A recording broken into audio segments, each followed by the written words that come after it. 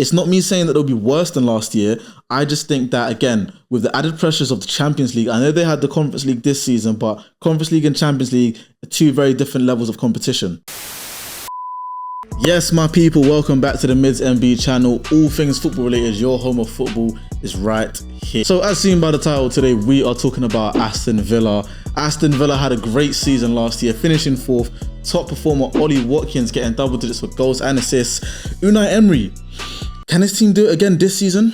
Now, the transfer market is open, and I'm not gonna lie, Aston Villa have done some really shrewd pieces of business. But before we get into the video, if you guys are new here, make sure you subscribe and hit the notification bell so you know exactly when I upload both shorts and videos. And if you're not new here, welcome back. Thank you for joining me again.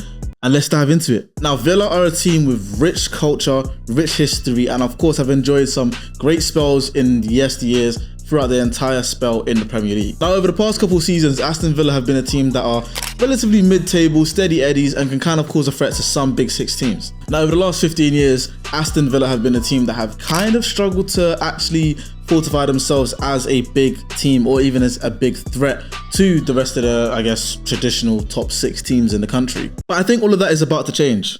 Last season's finish for Aston Villa completely surprised everyone. Now, they finished 4th in the Champions League spot ahead of the likes of United, Spurs, and even Chelsea. Now, of course, the mastermind behind this brilliant machine was Unai Emery, but some star performers such as Ollie Watkins surprised everyone with double digits goals and assists, not to mention standout stars from Villa such as Leon Bailey, Ollie Watkins, and Douglas Luiz having great campaigns last season to guide Villa back into the Champions League. And this is why it's not really a shock that one of their biggest sales this summer was Douglas Luiz to Juventus for around 50 million euros. Now, it was rumoured that teams such as Arsenal, United, and even Barcelona were interested, but I think collecting 50 million euros from Juventus for him is not a bad deal, especially when in return they get Samuel Illing Jr., who is a young promising winger, and then Enzo Barrenechea, a young defensive midfielder who potentially can even fill that spot for less than 10 million euros. Now, of course, there was all that kerfuffle about, putting Alicia Lehmann in the contract as well. So then, she plays for Juventus women to follow her.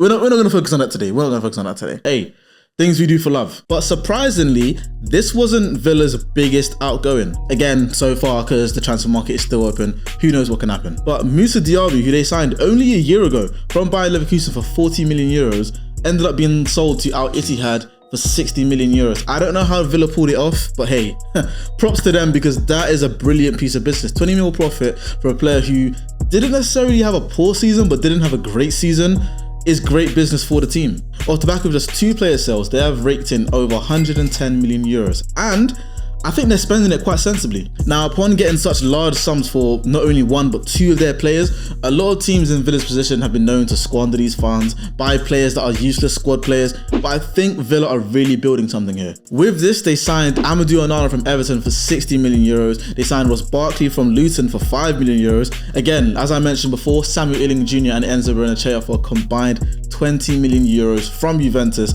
and then not to mention Cameron Archer, Jadon Philogene, and Lewis Dobbin. I think these signings are definitely setting Villa up for the future because a lot of these players are quite young, not including Ross Barkley. But again, these are players that can definitely build into the team and make Villa better right now. I think with the business that Villa have done so far, the only thing that's missing is maybe a right-footed centre-half, and then maybe another attacking midfielder, maybe. Going into the 24-25 Premier League season, I think Villa are really here to compete again 2 years in a row. Now, on screen, you will see a squad depth for the midfielders that Villa have alone. And I'm not going to lie, this squad depth is looking very good. We have John McGinn, Yuri Tillemans, Amadou Onana, Jacob Ramsey, Ross Barkley, Boubacar Kamara, Buendia, Samuel Illing Jr., Barrenechea, and not to mention Dendoncker coming back. Now again, not all of these players will start, of course, in that midfield, but they have a very good crop to choose from and a very young core, because when you think about Jacob Ramsey, Amadou Onana, Barrenechea, these are players that may not necessarily be starting all 38 games of now, but in the next 2, maybe even 3 seasons, can make very big names for themselves. Now, Villa have also bought Ian Maatsen from Chelsea after having a great season on loan at Dortmund for around 40 to 45 million euros, which is hefty, and personally I don't really think they needed a left back because they already had Alex Moreno and Luca Dean. However, He is a great player. Again, I think the only thing that's left for Villa to do is really show up that defense, maybe that right-footed centre-half slot, and then maybe another right-back. They did sign a young 18-year-old right-back as well, but I'm not sure if he's actually going to play too much this season. He might be one of those players that, again, for 2, maybe 3 years' time. Now, with all the business that Villa have done so far in the market, if it were to stay like this, I think they've done some really, really good business. I'd rate their transfer window a 7 out of 10. And then I'd also say that for the league, I'd expect them to finish 5th, maybe even 6th. Now, before you get on to me, it's not me saying that they'll be worse than last year.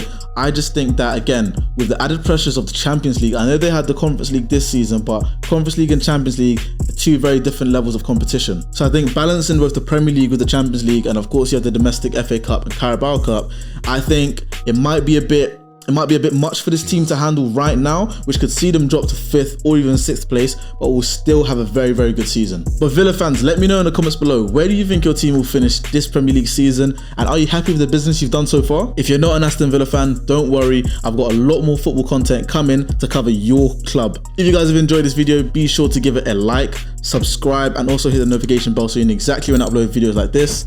Head over to the community tab to stay up to date with all things football related. I post things about the videos here and just some general questions, polls, and trivia just to keep you guys entertained. But as always, it's been your boy Mids MB, and I will see you when I see you.